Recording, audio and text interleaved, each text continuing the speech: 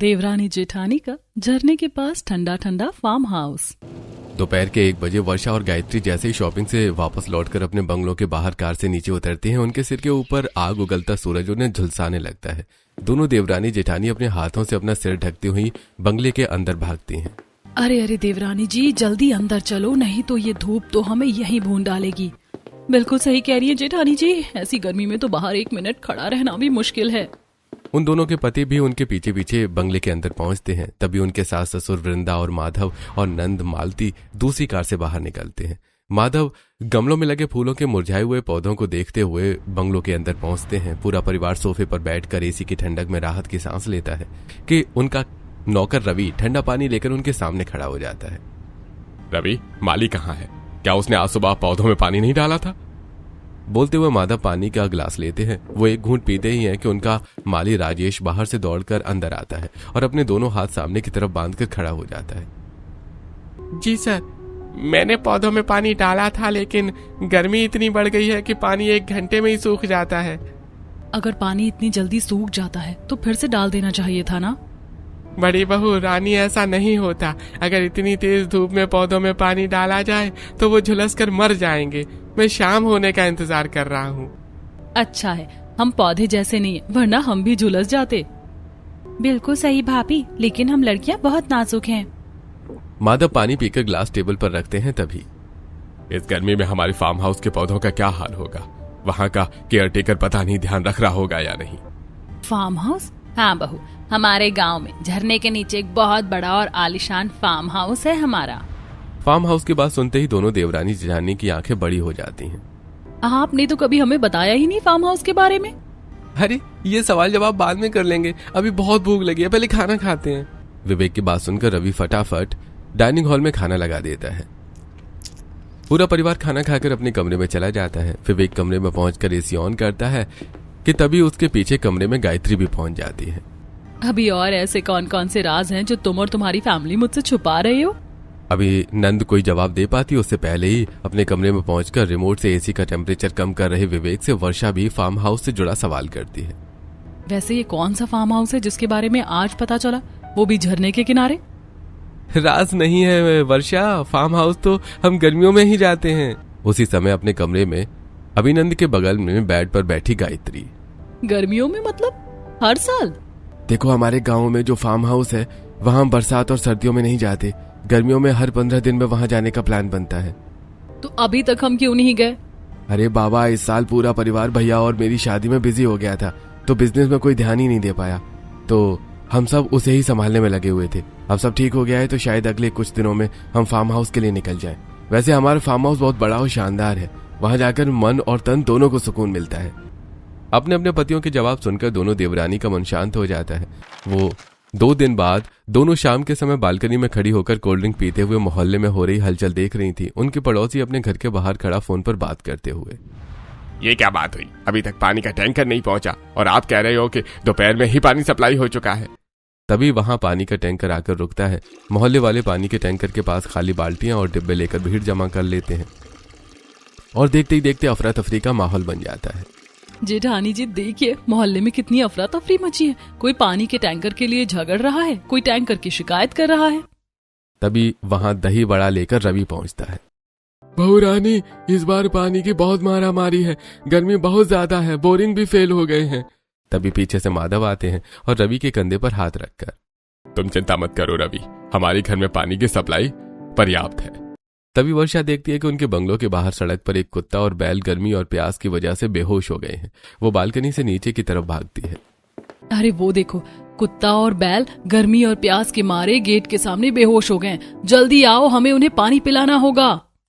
वो दोनों फटाफट सीढ़ियां उतरकर गार्डन में पहुंचती हैं।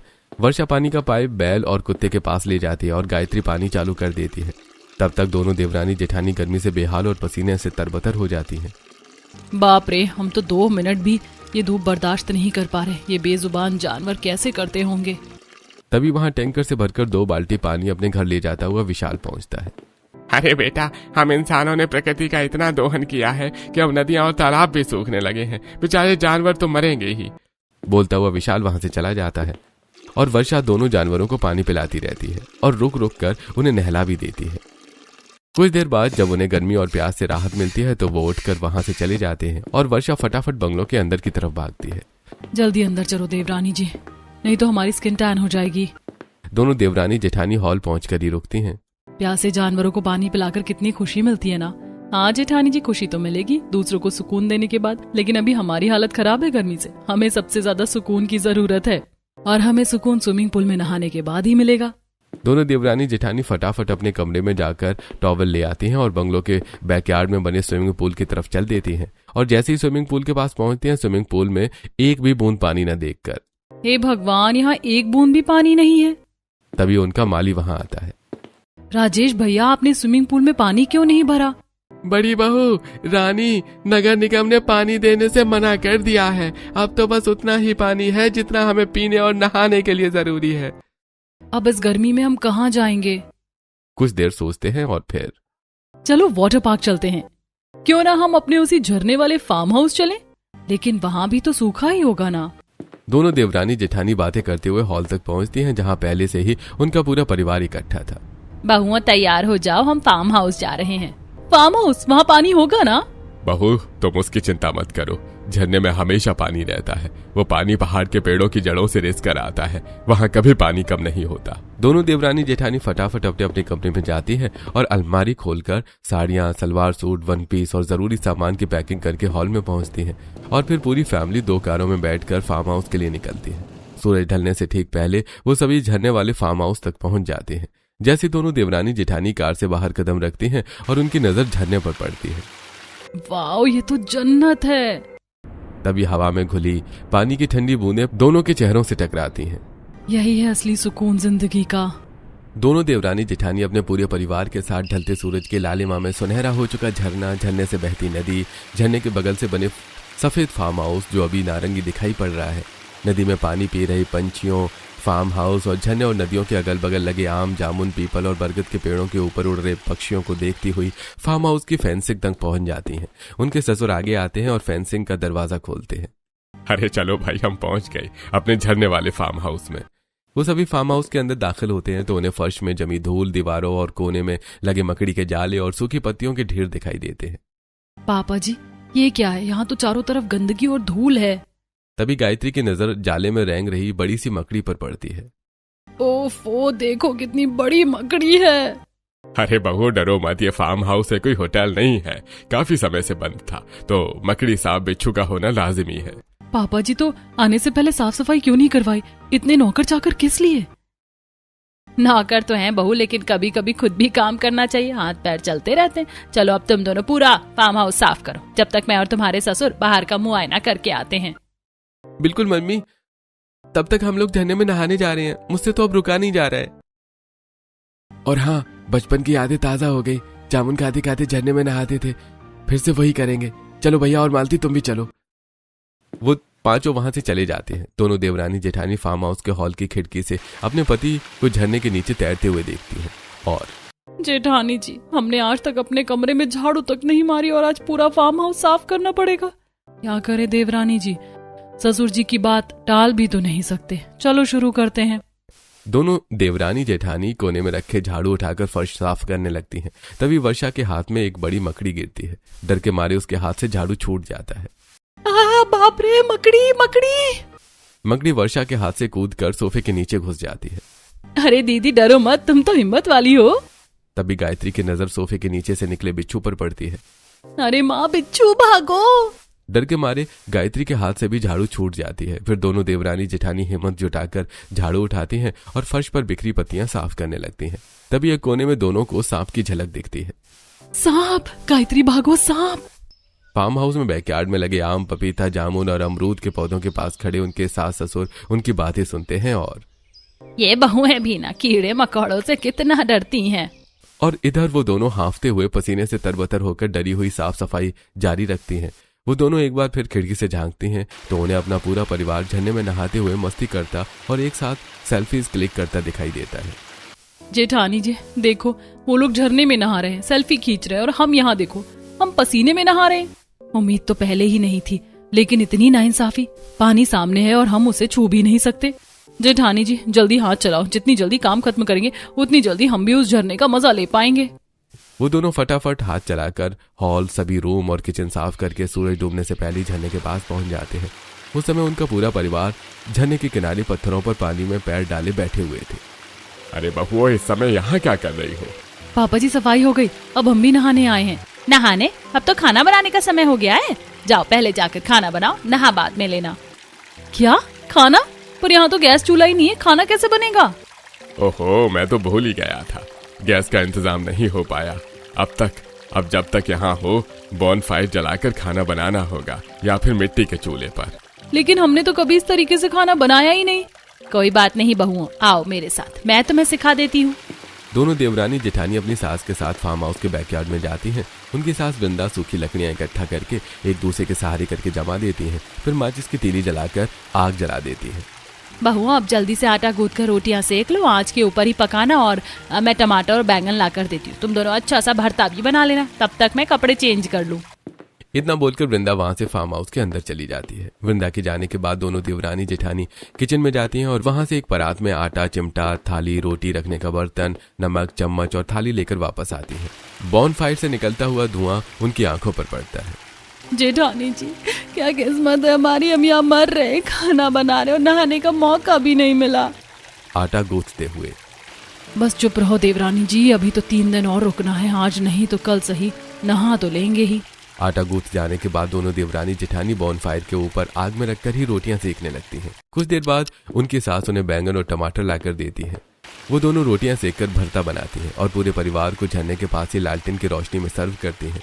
झरने की आवाज सुनते ही और ठंडी हवा का मजा लेते हुए वो सभी खाना खाते हैं। अगर कोई मुझसे पूछे कि सुकून कहाँ है, तो मैं उसे यहाँ ले आऊं। हाँ, उसे अपने सवाल का जवाब खुद ब खुद ही मिल जाएगा।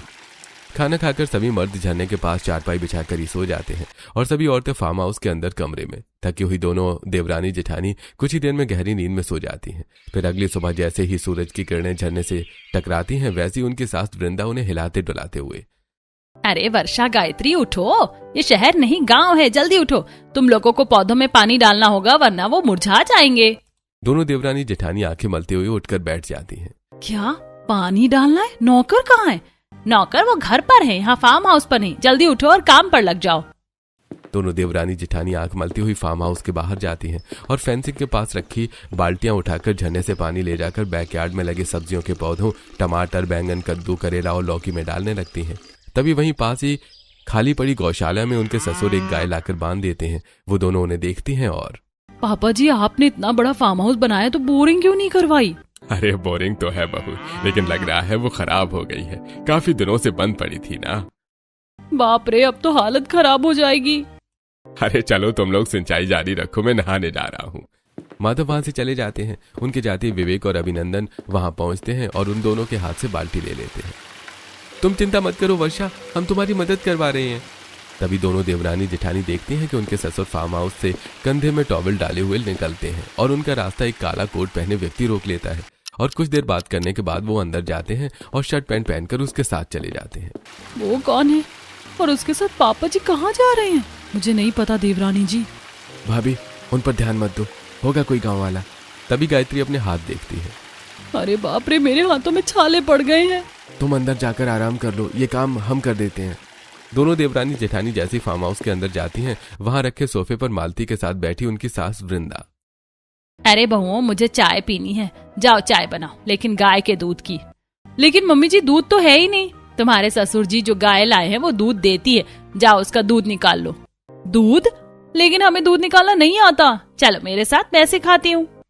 दोनों देवरानी जेठानी अपनी सास के साथ बैकयार्ड में बंधी गाय के पास जाती हैं। वृंदा गाय का दूध दूहते हुए, देखो ऐसे दूध दूहते हैं, सीख लो, अब तुम्हें ही करना है।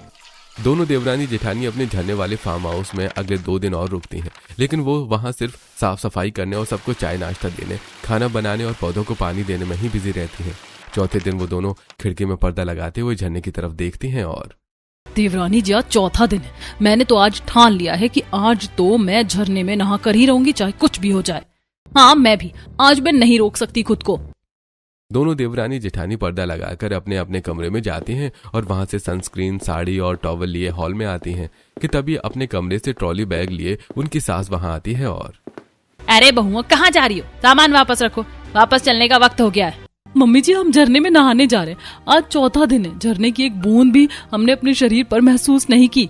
झरने में नहाने के लिए अब देर हो गई, अब घर वापस जाने का वक्त हो गया। अगली बार आना तब नहा लेना। चलो गाड़ी में बैठो। दोनों देवरानी जेठानी हताश और निराश अपने कमरे में चली जाती हैं और बैग पैक करके फार्म हाउस के बाहर खड़ी कार में बैठ जाती हैं। कुछ ही घंटे में वो सभी फार्म हाउस से घर वापस लौट जाती हैं। उसी दिन शाम को हॉल में सोफे पर बैठी दोनों देवरानी जेठानी। इसे कहते हैं हाथ आए पर मुंह ना लगा। क्या मतलब? और नहीं तो क्या, इतनी गर्मी थी, हम फार्म हाउस गए, झरना देखा, लेकिन एक बूंद पानी का मजा नहीं ले पाए, बस काम ही काम किया। तभी वहां उनकी सास आती है और उनकी बातें सुनकर, अरे बहू चिंता क्यों करती हो, 15 दिन बाद फिर चलेंगे, तब जी भर के नहा लेना। इस बार हम वो गलती नहीं करेंगे जो पिछली बार की थी। मतलब इस बार हम तैयारी पूरी करके जाएंगे। वो दोनों वहां से उठकर अपने कमरे में चली जाती हैं और कुछ देर के बाद जब उनके पति ऑफिस से वापस आते हैं तो वो उनके पास जाती हैं और, विवेक अगली बार हम फार्म हाउस जा रहे हैं, मैं वहाँ पिछली बार की तरह सिर्फ काम करते नहीं रहना चाहती। हाँ मैं भी वही चाहता हूँ, लेकिन ये होगा कैसे? अच्छा समझ गया, तुम चाहती हो इस बार हमें रोहित को अपने साथ ले चलें? अरे नहीं, मैं बस इतना चाहती हूँ कि मैं इस बार वहाँ वो सब ले जाऊँ जिससे मेरा काम आसान हो जाए और घंटों का काम मिनटों में खत्म हो जाए। क्या क्या चाहिए तुम्हें? वो मैं तुम्हें कल बताऊंगी। जो बात वर्षा ने विवेक से कही वही बात गायत्री ने अभिनंदन से भी कही और फिर वो अपनी जेठानी के कमरे में पहुंच गई, जहां दोनों ने एक साथ जरूरी सामान की लिस्ट बनाई और डिनर करने के बाद अपने कमरे में ही अपने अपने पति को सामान गिनाया। Coffee maker, tea maker, roti maker, mixer grinder, vegetable cutter और एक पानी की मोटर और भी बहुत कुछ, ताकि हम वहाँ जाकर सिर्फ काम न करते रहें। सब सामान तो सही है, लेकिन पानी की मोटर किस लिए? झरने के पास जाकर झरने को सींचने का इरादा है क्या? वो तो इन सामान के अलावा भी दोनों देवरानी जेठानी पूरी रात सोचती रहती हैं कि वो झरने वाले फार्म हाउस में किस किस तरीके से एंजॉय कर सकती, और फिर अगले दिन दोनों साथ में शॉपिंग करने के लिए निकल पड़ती। वो दोनों शॉपिंग ट्रॉली में floating ball, floating raft, floating mat जैसी बहुत सी चीजें रखती हैं। देवरानी जी इस बार फार्म हाउस पर कोई काम नहीं, सिर्फ मजे होंगे। मैंने ये फ्लोटिंग बॉल और मैट ले लिए, झरने में बहुत मजा आएगा। बिल्कुल जेठानी जी, इस बार हम हार्ड वर्क नहीं स्मार्ट वर्क करेंगे। पिछली बार तो पूरा समय खाना बनाने और साफ सफाई में ही निकल गया था, इस बार हम सिर्फ एंजॉय करेंगे। जिस समय शॉपिंग करके वो दोनों घर पहुंचते हैं उसी समय विवेक और अभिनंदन भी उसका बताया सामान लेकर घर पहुंच जाते हैं और हॉल में पूरी फैमिली उनके साथ वो सब सामान देखकर हैरान हो जाती है। तुम लोग इतना सारा सामान क्यों लाए हो? घर पर तो सब है ना? मम्मी जी आपको याद है पिछली बार हमें फार्म हाउस जाने का मौका मिला था, पर सारा समय काम में ही निकल गया था। हमने ये सारी मशीनें इसीलिए ली हैं ताकि हम काम फटाफट निपटाकर झरने में एंजॉय कर सके। उसके लिए बाकी का सामान लिया है। अपना खरीदा सामान दिखाकर, वाह मेरी भाभी तो सच में बहुत होशियार है, मैं भी साथ में मजे करूंगी। वो चारों सामान लेकर अपने अपने कमरे में चले जाते हैं और फिर उसी दिन की शाम को गार्डन के पौधे में पानी डालते हुए दोनों देवरानी जेठानी जी इस बार तो मैं खूब सारी एक्टिविटीज करूंगी। मैं तो वॉलीबॉल खेलूंगी और बटरफ्लाई स्विम भी ट्राई करूंगी। और मैं तो झरने के नीचे बैठकर घंटों योग और ध्यान करूंगी। बस अब वहां पहुंचने का इंतजार है। दोनों देवरानी जेठानी बेसब्री से उस दिन का इंतजार करने लगती हैं जिस दिन वो दोबारा झरने वाले फार्म हाउस में पहुंचकर एंजॉय कर सके। जब वो दिन आता है तो उनके हाथ सिवाय निराशा के कुछ नहीं लगता। उस दिन वो दोनों अपने पूरे परिवार और सामान के साथ फार्म हाउस के पास कार में बैठी हुई देखती हैं कि झरने में बहुत सारे लोगों की भीड़ नहा रही है और फार्म हाउस को घेरे हुए बहुत सारे पुलिस वाले, वकील और गांव के लोग खड़े हैं। ये क्या हो रहा है? ये पुलिस और वकील यहाँ क्या कर रहे हैं? लगता है जिस बात का डर था वही हुआ। किस बात का डर पापा जी? माधव बिना जवाब दिए कार से बाहर निकलकर पुलिस और वकीलों के पास जाते हैं। दोनों देवरानी जेठानी कार में बैठी हुई उन्हें बातें करती हुई देखती हैं। कुछ देर बाद माधव निराश होकर वापस आते हैं। क्या हुआ पापा जी? बहू, हमारे फार्म हाउस पर गांव वालों की बुरी नजर थी। उन्होंने इसे इलीगल घोषित करने के लिए केस कर दिया है। जब तक केस चलेगा हम यहाँ नहीं रह सकते। ये क्या हो गया? मैं कितनी उम्मीदों से आई थी। क्या हम एक बार भी अब झरने में नहीं नहा सकते? ऐसे में तो बिल्कुल भी नहीं, लेकिन तुम चिंता मत करो, बस कुछ दिनों की बात है। केस हमारे पक्ष में ही होगा, फिर जितना चाहे उतना नहा लेना। निराश होकर वो सभी घर वापस लौट जाते हैं। दोनों देवरानी जेठानी घर पहुंचकर कार से फ्लोटिंग बॉल, फ्लोटिंग मैट और अपने साथ ले गई सारा सामान निकालकर स्टोर रूम में रख देती हैं और फिर अपने अपने कमरे में चली जाती हैं। 2 दिन बीत जाने के बाद शाम को बालकनी में खड़ी वर्षा के पास विवेक और अभिनंदन जाते हैं, उनके चेहरे पर उदासी देखकर। क्या हुआ, आप इतने परेशान क्यों हैं? मुसीबत बड़ी है वर्षा, हमारा गवाह मुकर गया है और कुछ जरूरी दस्तावेज भी गायब हैं। लगता है फार्म हाउस अब हमारे हाथ से निकल जाएगा। विवेक की बात सुनकर वर्षा किचन में लस्सी बना रही अपनी देवरानी के पास जाती है और उसके कंधे पर सिर रखकर, देवरानी जी, एक बहुत बुरी खबर है। केस के गवाह मुकर गए हैं। हे भगवान, अब क्या होगा? क्या झरने वाले फार्म हाउस में नहाने का सपना सिर्फ सपना ही रह जाएगा? अगले 2 दिनों तक दोनों देवरानी जेठानी के चेहरे पर उदासी छाई रहती है। फिर तीसरे दिन की शाम को जब वो दोनों अपनी सास और नंद के साथ हॉल में बैठी लस्सी पी रही थी, तभी विवेक, अभिनंदन और माधव हंसते हुए दंदनाते हुए वहां पहुंचते हैं। आप लोग इतने खुश क्यों हैं? अरे खुशखबरी है, इसलिए हम केस जीत गए हैं। अब फार्म हाउस अब पूरी तरह से हमारा है। विवेक अपने साथ लाया मिठाई का डिब्बा सबके सामने करके। अरे इस खुशी में आप सब मिठाई खाइए। सब लोग डिब्बे में से एक एक पीस मिठाई लेते हैं। वाह, अब तो मुझे वहां जाने और नहाने से कोई रोक नहीं सकता। हम कल सुबह ही फार्म हाउस के लिए निकलेंगे। अगली सुबह दोनों देवरानी जेठानी अपना जरूरी सामान कार की डिक्की में रखती हैं और पूरे परिवार के साथ झरने वाले फार्म हाउस में पहुंच जाती हैं और देखती हैं कि अब झरने के पास सिवाय पक्षियों और मवेशियों के कोई नहीं है और न ही फार्म हाउस के पास पुलिस या गांव का व्यक्ति है। वो दोनों फटाफट कार की डिक्की से अपना सामान निकालकर फार्म हाउस के अंदर ले जाती हैं। फिर रोटी मेकर, कॉफी और टी मेकर, वेजिटेबल कटर और किचन का सारा सामान किचन में ले जाकर रखकर जैसे ही वो हॉल में आती हैं, वहां बैठी उनकी सास। बहू, एक कप चाय मिल जाती तो सफर की थकान दूर हो जाती। बस मम्मी जी 5 मिनट रुकिए, फिर आप जादू देखिए। वर्षा किचन में जाती है और फटाफट टी मेकर में पानी, चाय पत्ती, शक्कर, दूध पाउडर, चाय मसाला और अदरक डालकर चाय बनाने लगती है। तब तक उसकी देवरानी अपने साथ लाई वैक्यूम क्लीनर से पूरा हॉल साफ करके चमचमाचम चकाचक कर देती है। इतनी जल्दी सब साफ भी कर दिया। काश हमें पहले पता होता कि तुम इतना काम कर सकती हो। ये तो मुझे भी अभी ही पता चला। अब बताइए किसे क्या खाना है? मैं तो सैंडविच खाऊंगा। मेरे लिए बस दाल चावल बना दो और मेरे लिए कोल्ड मिल्क शेक। तभी किचन से चाय लेकर वर्षा वहां सबको चाय देती है। चाय देकर वर्षा अपनी देवरानी के साथ पानी की मोटर लेकर बैकयार्ड पहुंच जाती है। दोनों फटाफट मोटर में पाइप जोड़ती हैं और फिर स्विच बोर्ड से पावर लेकर मोटर के एक छोर का पाइप झरने में डालती हैं और दूसरे छोर से सब्जी के पौधों की सिंचाई करती हैं और फिर टमाटर तोड़ने लगती हैं। इस बार तो हम खुद भी इंजॉय करेंगे और पूरी फैमिली को भी करवाएंगे। दोनों देवरानी जेठानी टमाटर तोड़ के जल्दी से किचन में जाती हैं और जल्दी जल्दी किचन अप्लायंसेस की मदद से दाल, चावल, सैंडविच और मिल्क शेक बनाकर हॉल में सब लोगों को सर्व करती हैं। लो, हो गया। ये रहा गर्मा गर्म दाल और चावल, मिल्क शेक और सैंडविच भी। ये रही आपकी कॉफी और ये रहा मिल्क शेक। अरे वाह बहू, इतनी जल्दी? पापा जी, हमने खेतों की सिंचाई भी पूरी कर दी है। अब हम जा रहे हैं झरने में नहाने। वो दोनों वहां रखी बॉल उठाती हैं और झरने के पास पहुंच जाती हैं और जैसे ही उनके चेहरे पर पानी के छींटे पड़ते हैं, आखिरकार इस गर्मी से अब राहत मिलेगी। वर्षा फटाफट झरने के नीचे पत्थर में ध्यान की मुद्रा में बैठ जाती है और उसकी देवरानी झरने के नीचे अपनी बॉल से खेलते हुए बटरफ्लाई स्विम करने लगती है। फिर कुछ देर बाद अपनी जेठानी पर पानी के छींटे मारने लगती है। देखो जेठानी जी, ऐसे होता है बटरफ्लाई स्विम। वर्षा अपनी आंखें खोलती है और अरे मैं ध्यान लगा रही हूँ, बाद में देख लूंगी। तभी मालती वहां पहुंचती है, गायत्री के पास छलांग लगा देती है। अरे आप दोनों यहाँ अकेले मस्ती करने आई हो, मुझे भूल गई क्या? अरे हम आपको कैसे भूल सकते हैं, आप भी आओ। गायत्री वर्षा के पास जाती है और उसका हाथ पकड़कर पानी में खींच लेती है। तभी माधव और वृंदा वहां आते हैं। अरे मम्मी पापा, आप भी आइए, हम सब साथ में यहाँ वॉलीबॉल खेलेंगे।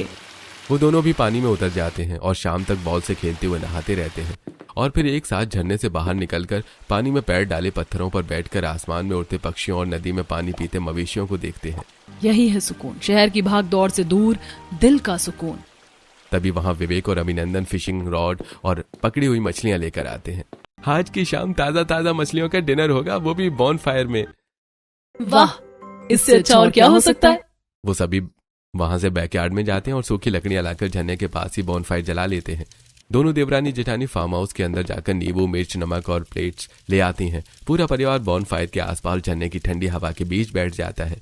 विवेक और अभिनंदन मछलियां भूनते हैं और फिर नमक, नींबू और मिर्च लगाकर पूरा परिवार साथ में खाता है। अरे वाह, इस झरने से हमारी बहुत पुरानी यादें जुड़ी हैं। हम यहीं नहाते थे, यहीं खेलते थे। हाँ बहू, ये विवेक तो बड़ा नालायक था। स्कूल जाने से बचने के लिए इसी झरने के नीचे छुप जाया करता था और हम ढूंढते रह जाते थे। अच्छा, तभी सब हंसने लगते हैं। मैंने कभी नहीं सोचा था कि मुझे ऐसा ससुराल मिलेगा जिनका फार्म हाउस झरने के किनारे होगा। तभी कुछ पक्षी पानी पीने आते हैं और बंदरों का झुंड झरने के ऊपर से कूदने लगता है। वो सभी पक्षियों और बंदरों को ध्यान से देखने लगते हैं।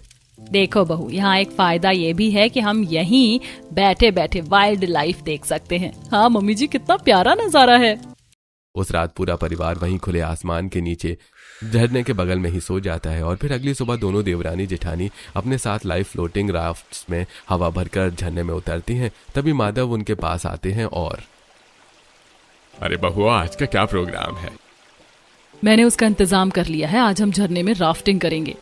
गायत्री झरने के पास तैर रही राफ्ट्स की तरफ इशारा करती है और वो देखिए, हम सबके लिए पोर्टेबल राफ्ट लाए हैं, हम सब साथ में रेस भी लगाएंगे।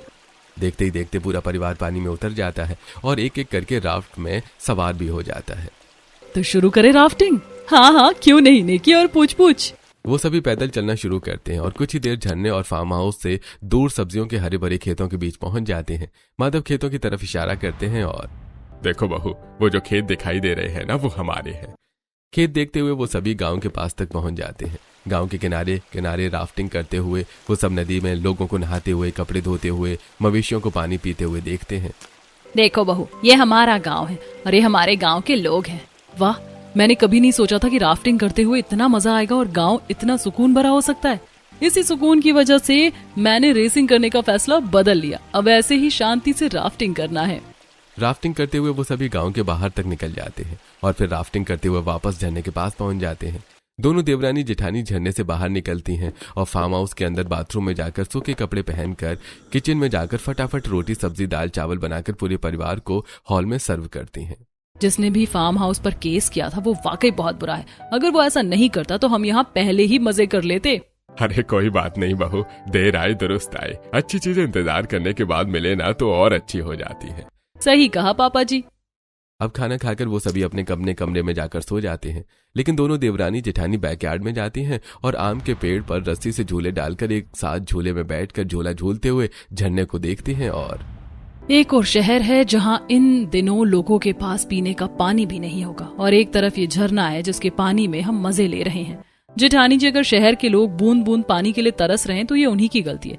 तालाब मारकर कॉलोनियां बसा रहे हैं, नदियों को नाले बना दिए हैं। सही कहा देवरानी जी, लोगों को ये समझना होगा कि ये जो परेशानियां उनके सामने आकर खड़ी हो गई हैं, ये उन्होंने ही पैदा की है, वरना नेचर तो सबको बराबर ही मानती है। झूला झूलती हुई दोनों देवरानी जेठानी अपनी अपनी सोच एक दूसरे से साझा करती हैं और फिर शाम के समय झरने के ऊपर जाकर बंजी जंपिंग एक्सपर्ट बुलाकर बंजी जंपिंग का सेटअप लगवाती हैं। झरने के नीचे खड़ा उनका पूरा परिवार उन्हें झरने के ऊपर खड़ा देखता है। अरे बहुओ, तुम दोनों वहां क्या कर रही हो? बंजी जंपिंग एक्सपर्ट गायत्री के पैरों में रस्सी बांधता है और वो झरने के ऊपर से कूद पड़ती हैं। Bungee jumping, yoohoo! फिर क्या था, एक एक करके पूरा परिवार बंजी जंपिंग करता है और सूरज ढलने से ठीक पहले झरने के ऊपर बैठकर नारियल पानी पीते हुए अपने फार्म हाउस, झरना और ढलता हुआ सूरज देखने लगता है। गांव में पूरी फैमिली के साथ बैठकर नारियल पानी पीना कितना सुकून भरा होता है ना। हाँ, खासकर गर्मियों में झरने के किनारे। बहू, मैं तो सालों से यही करता आया हूँ। गर्मियों में पूरे परिवार के साथ इसी फार्म हाउस में छुट्टियां मनाता था और नारियल पानी पीता था। बस वो सब नहीं किया जो तुमने इस बार किया है। अब हम भी इस परिवार का हिस्सा हैं। अब हम भी हर गर्मी ऐसे ही बिताया करेंगे। वो भी एक दूसरे के कंधे पर सिर रखते हैं और नारियल पानी पीते हुए ढलता हुआ सूरज देखते हैं। दोनों देवरानी जेठानी मिलकर झरने के पास वाले फार्म हाउस में इस बार के एक्सपीरियंस यादगार बना देती हैं।